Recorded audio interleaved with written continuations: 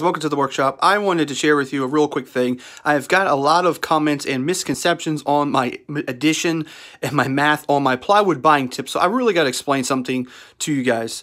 So when you get one sheet of 2x4 plywood, right now the price at Lowe's is $27.33. Prices have gone up because of everything else.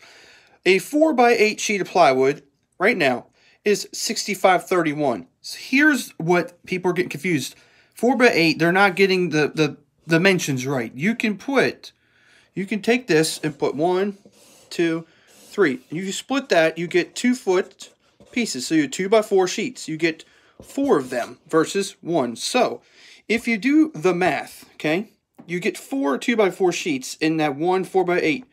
That's what you end up paying per sheet.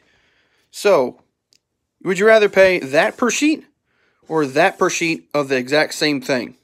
Pretty obvious to me.